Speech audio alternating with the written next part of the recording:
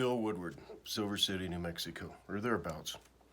Got a contract with the town of Silver City for water. This is one of our latest bills. This is me, almost 29 million gallons pumped out from under us. These are our pay rates. So they divide that total by 31 days. Everything's on a daily average, and then per 1,000 gallons. So 500 times this 2 cents gets you 10 bucks. All right, now, here's 67 agreement between my grandma, my dad, my mom. 1967, so this is 58 years ago. Here's those saved numbers. 2 cents for the first 500,000, cent and 3/4 quarters for the next 500,000, cent and a half for everything over. Daily average, same thing. 58 years later. Well, it gets better. Our neighbors, the descendants of the Franks, this is the Franks field, 22 million gallons that they pumped out from under here. Now here's their pay rate. First 300,000, again this is a daily average. The next 200,000 and then everything over. Okay, let's look at this contract here. 1945, 80 years ago.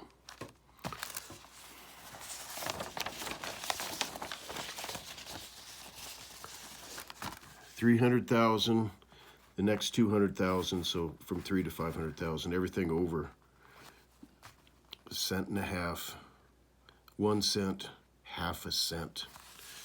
Okay, it's harder to follow this one without having a little bit more detailed math on this. So, yeah, they're always, I don't know why they do that. They're off 50 cents a day on this, but it's what it should be, what they're paying them. 80 years later. Good people. The descendants of Randolph and Maggie Franks were tough. You know, we're looking at the 6th generation here, trying to hack out a living in southern New Mexico. 5 generations on our side.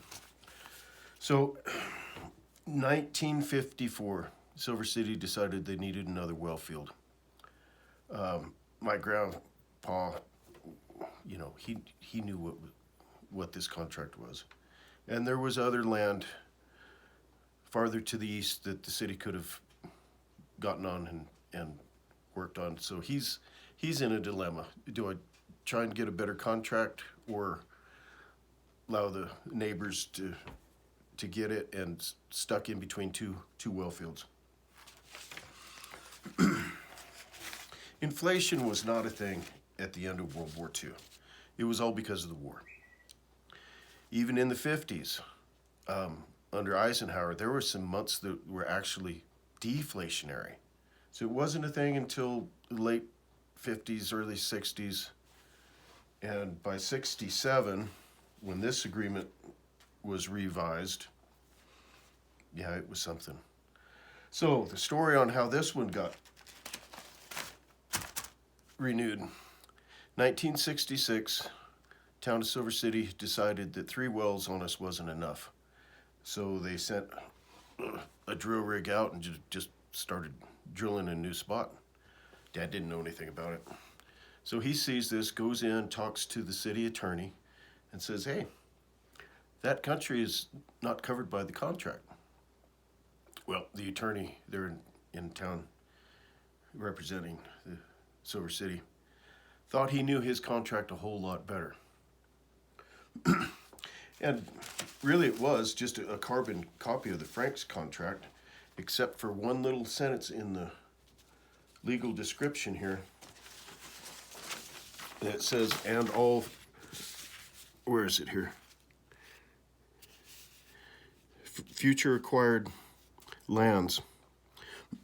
That got left off. So Dad gets turned down, So he just sits back. He waits for them to finish drilling the well and test it, and it's a good well. They got to get electric lines out there to run it. They got to get water lines back in to the booster station. Gets all that in place and goes back in and says, "Thank you for drilling a well for me." Needless to say, that kind of pissed off the town attorney. So he had to negotiate at this point. And it was months. Months they went back and forth. Dad got the prices adjusted to inflation. He could not get a cost of living adjustment in there. So it's still stuck in perpetuity at 1967 prices. It came down to eminent domain.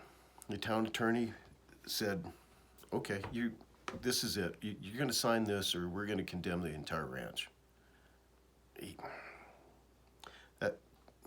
That was it. He knew he couldn't fight then.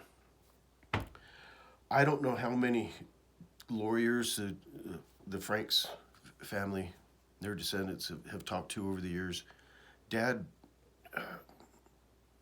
talked to a lot of and high-powered folks out of town. He didn't just stick with the little local yokels that are here. And the consensus was, well, they're following the contract to the letter. They're paying you exactly what they say they're going to pay you. We can take the case. I'm sure they'll appeal, and if we could get to an appellate level, maybe we could do something. But it's lawfare. They have the money. They have the time. They can just stretch it out, and we're not in a position where we can do that. And so I got to take over in November 23 after Mom died. So it's my fight now. We know we can't get anywhere with the town manager. He's been here for 30-some years, and yeah, it's a power play on his part. So we decided that we'll just go and address the city council. Started in January. First time we went and did public comment, they weren't recording anything, so we had to wait. I think it's February. Watch the next videos, please. It's an interesting process. They're hurting us. 80 years of abuse on that family, our neighbors. Good people. Okay, thank you.